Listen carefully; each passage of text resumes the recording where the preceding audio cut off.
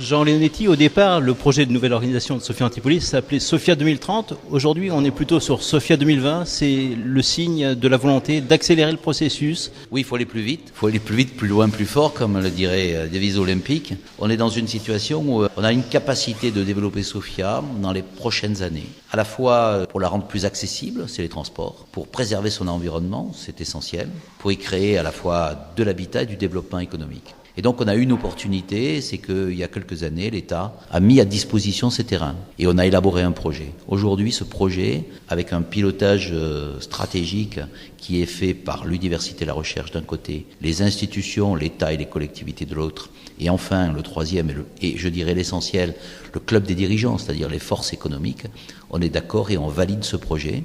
Et comme on est sur des terrains qui sont uniquement ou presque exclusivement des terrains publics, on a la capacité de le mettre en œuvre rapidement.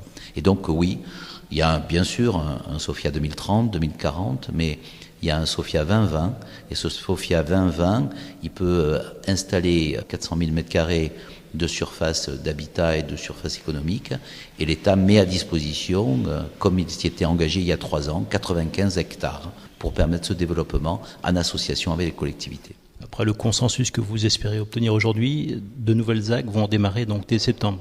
Oui, pour être opérationnel et pour agir, il faut que dès le mois de septembre, si ce projet est validé, on mette en place les zones d'aménagement concertées.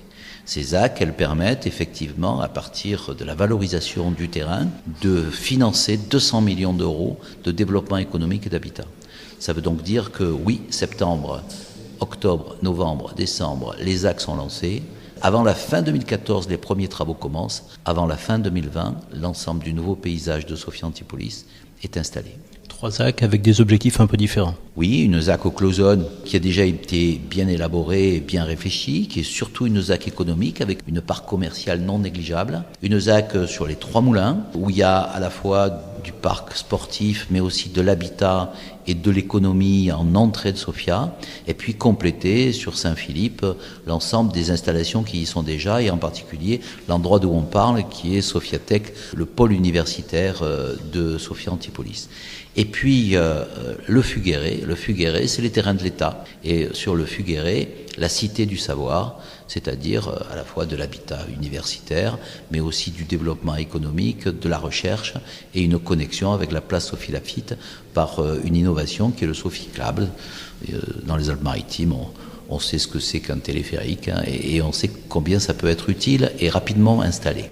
Outre le Sophicable, ces 3 axes seront reliés par un bus tram. L'ensemble de ces axes sont reliés par le bus tram, qui boucle donc la première boucle de Sophia Antipolis et qui lui permettra d'avoir une meilleure lisibilité. On accédera donc à Sophia Antipolis par la zone des 3 moulins. On passera devant Azur Arena, la salle Omnisport.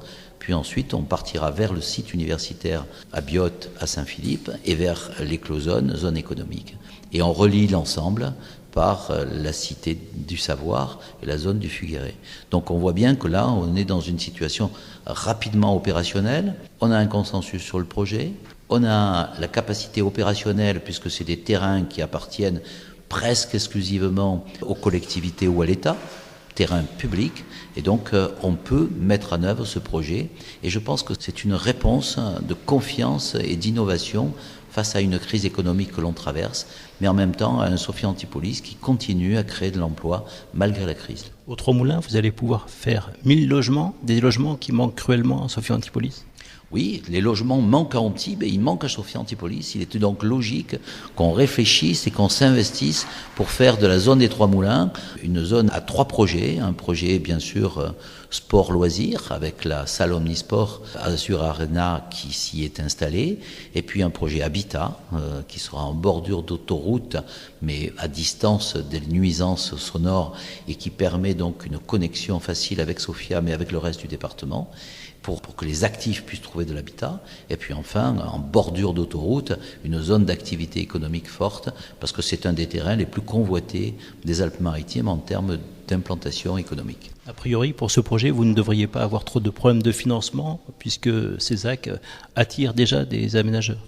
Oui, on a beaucoup de demandes et malheureusement, on est dans une période très paradoxale où la crise économique frappe, mais en même temps, on voit bien qu'on est en manque de bureaux pour accueillir les entreprises qui aujourd'hui veulent venir sur Sophia Antipolis.